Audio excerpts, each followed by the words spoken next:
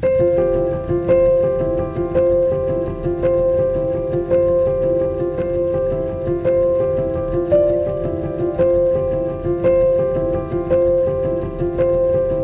fell in love with reading when I started the Anne of Green Gables series at my school's library. In fourth grade, my favorite teacher gave Bridge to Terabithia to the class.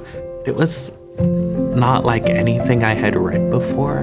It was controversial. It had some words that seemed naughty. We have a tradition. Around the age of 13, we're given Souls of Black Folk by W.E.B. Du Bois, and we read it together as a family. My little brother gifted me with 100 Years of Solitude. It's the momentum, it's the magic, that idea that you might go into a book and then come out a completely different person. There are so many different ways to engage with the written word, whether it's poetry, whether it's fiction, whether it's nonfiction.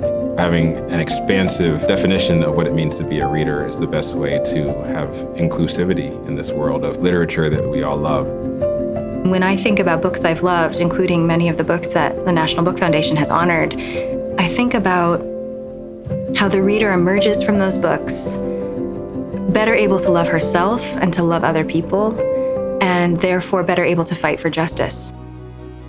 National Book Foundation does so many events all over America, and you see really the diversity of America and the different types of readers that are here in one room, almost like coming into the fold of a community of writers. Building readers means creating opportunities for people to have extraordinary experiences with books and writers. We partner with nonprofits and libraries and universities to bring writers all around the country. We need champions for books, especially in this moment. And we also need lots of different opportunities for people to connect with books and find the books that resonate for them, for everyone to be able to find the book that may change their lives. When young people have access to books, their world is bigger.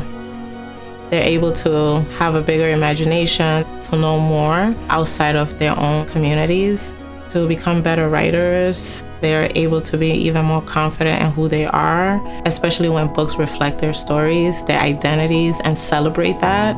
For them to choose the story that they want to read, you can't even measure the impact, how that would bring them and develop their reading journey of their own.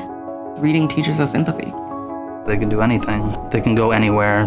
When you give somebody a book, they can experience something unlike anything they might have otherwise experienced. That's one of the reasons I love translated literature, is you're giving somebody an exploration into a different country, a different world, different beliefs and understanding.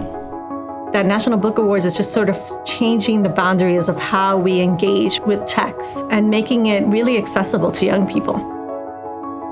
The National Book Awards are incredibly special, in part because it's an opportunity for authors to get recognition for all the work that they do behind closed doors, sometimes in the dead of night, to try to tell a story.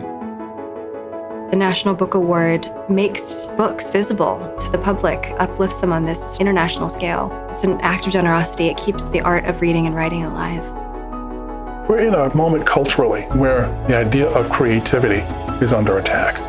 If we're not careful, we're going to end up with a culture that doesn't want to dream. The National Book Foundation is really necessary in terms of countering that. Simply saying a culture that can't have this starving itself. It's not food and it's not water, but it's just as important, it's just as necessary. The National Book Foundation helps to guarantee that there will be books, there will be readers for those books, there will be writers for those books. That's why it's important to celebrate.